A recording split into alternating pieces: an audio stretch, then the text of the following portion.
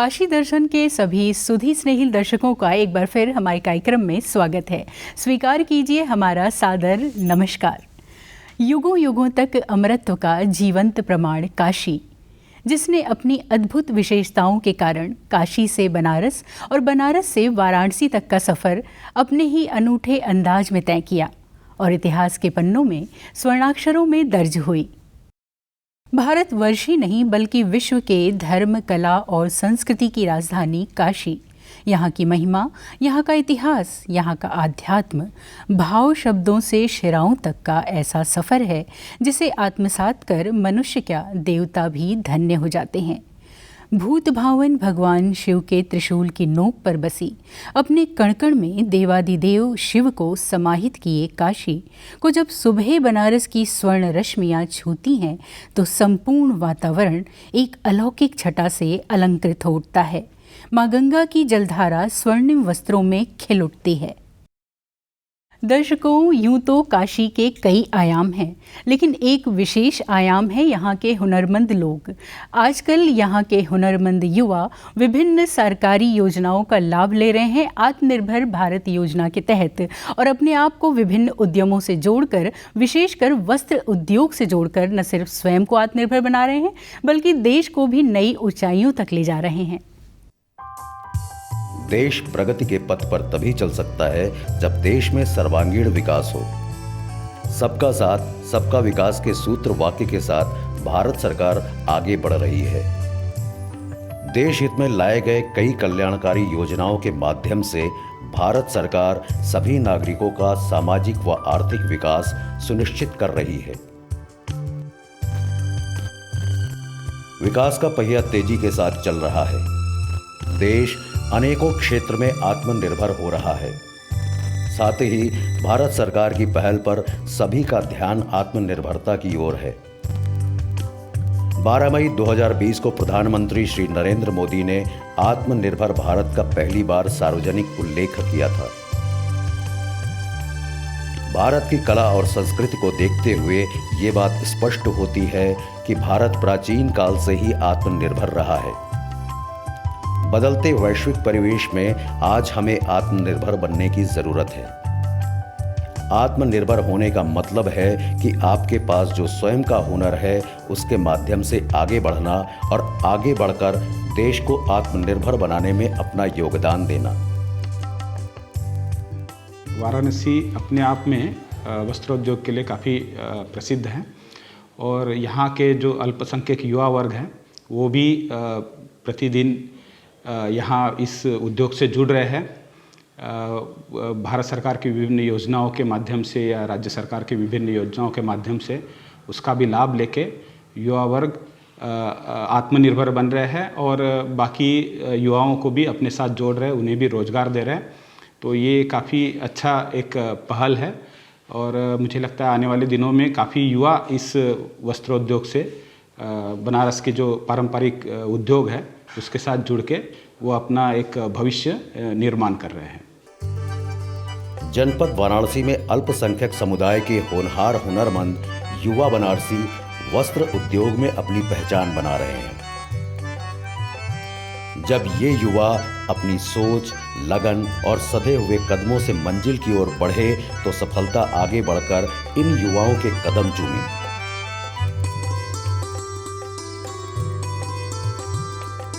हरदीरथ की रहने वाली सना परवीन बैचलर ऑफ एजुकेशन की पढ़ाई पूरी करने के पश्चात सोचती रहीं कि कुछ करना है, कुछ अलग करना है और अपना कैरियर बनाना है।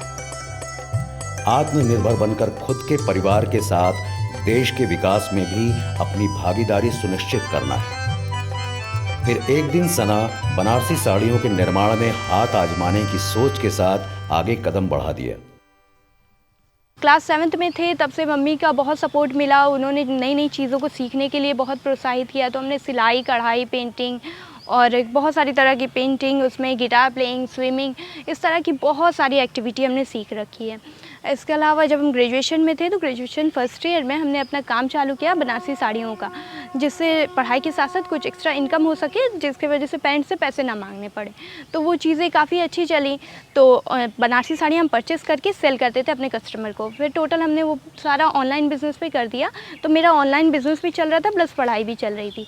ऐसे करके ये चला। लेकिन फिर उसके बाद हमें समझ में आया कि नहीं, अभी हमको क्या है कि खुद की मैन्युफैक्चरिंग यूनिट डालनी चाहिए। तो पहले तो हम परचेज़ करके सेल कर रहे थे, अभी हमने फिर अपनी मैन्युफैक्चरिंग यूनिट खुद की डाली। तो फिर हम अपनी साड़ियाँ प्रोड्यूस करने लगे। और अभी तो बीएड फिर हमने किया, मतलब पढ़ाई के साथ मेरी मैन्युफैक्चरिंग यूनिट भी चल रही थी और प्लस पढ़ाई भी चल रही थी। तो बीएड किया, अब टोटल मेरा ये काम चल रहा है और ऑल ओवर द वर्ल्ड हम प्रोडक्ट सप्लाई करते हैं। और नए नए प्रोडक्ट और प्रोडक्ट ट्रेंड को समझने के लिए, मार्केट को समझने के लिए सरकारी स्कीमों से भी जुड़े हुए हैं, बुनकर सेवा केंद्र और कई सारे ऐसी संस्थाओं से जुड़े हुए हैं जिससे हमें काफ़ी सपोर्ट मिलता है और काफ़ी नई नई चीज़ें सीख पाते हैं। वस्त्र निर्माण के क्षेत्र में अनुभव लेने के बाद सना परवीन ने साड़ी बनाने के लिए एक मैन्युफैक्चरिंग यूनिट डाला और धीरे धीरे ही सही आज सना स्वयं का तैयार उत्पाद विदेशों में निर्यात करती हैं। नए डिजाइन और आकर्षक रंग की वजह से बनारसी साड़ियों की मांग लगातार बनी हुई है। कई सारे लोग इसमें डायरेक्ट इनडायरेक्टली करके एक साड़ी को बनाने में बहुत सारे लोग अपना छोटा छोटा योगदान देके तब जाके एक साड़ी तैयार होती है। तो इससे बहुत सारे लोगों को रोज़गार भी मिलता है। अब धीरे धीरे करके काम भी हम अपना बढ़ा रहे हैं। अब अपने हुनर के माध्यम से हम आत्मनिर्भर भी हो रहे हैं। हमने एक्सपोर्ट लाइसेंस भी लिया है गवर्नमेंट ऑफ इंडिया से और हम अपने प्रोडक्ट इंडिया के बाहर भी सप्लाई करते हैं। अल्पसंख्यक समुदाय की युवा होनहार हुनरमंद सना आज अपने वस्त्र उद्योग में प्रत्यक्ष रूप से लगभग 25 लोगों को रोजगार भी दे रही है, जिससे उनका और उनके परिवार का भरण पोषण हो रहा है। इन्होंने जो साड़ी का कारोबार किया है, ये सब हम लोग तैयार करते हैं, जिससे वो जैसा ये बनाती हैं, जैसा इनका ऑर्डर रहता है उसी हिसाब से हम लोग साड़ी को बनाते हैं और इनको ला कर देते हैं। इन्हीं से मतलब इनका काम होता है, हम लोग का भी जो मजदूरी होती है इन्हीं से मिलती है। बनारसी साड़ियों में पेंटिंग का कारोबार करने वाले सुफियान अंसारी एक होनहार युवा व्यवसायी हैं। वाराणसी शहर के पूर्वी छोर पर छित्तनपुरा क्षेत्र में रहने वाले सुफियान अपने पारंपरिक काम को नया आयाम देने के बारे में सोचा। तब सुफियान ने मुद्रा योजना के तहत ऋण लेकर अपना वस्त्र पेंटिंग का कारोबार शुरू किया। उनके इस कार्य में उनके पिता नेशनल अवॉर्डेड मुजम्मिल हसन ने बखूबी साथ दिया। हमारे परिवार का काम पहले वीविंग्स का था, पावर लूमें चलती थी, पापा चलवाते थे पावर लूम। उसके बाद हमने अपनी पढ़ाई कंप्लीट की। उसके बाद हमने एक नया प्रोजेक्ट लगाया डिजिटल प्रिंटिंग मशीन का।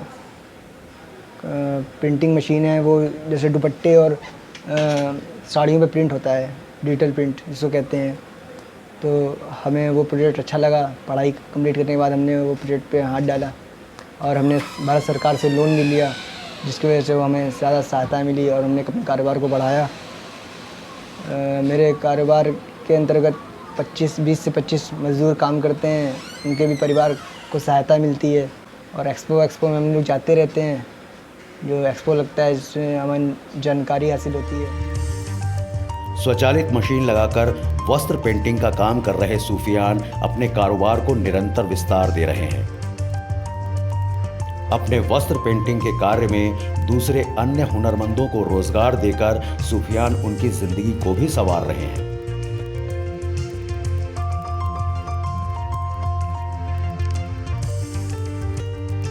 अगर हुनर के साथ जज्बा हो तो इंसान क्या नहीं कर सकता है, और सकारात्मक सोच के साथ आगे बढ़ाया गया कदम मंजिल तक जरूर पहुंचता है।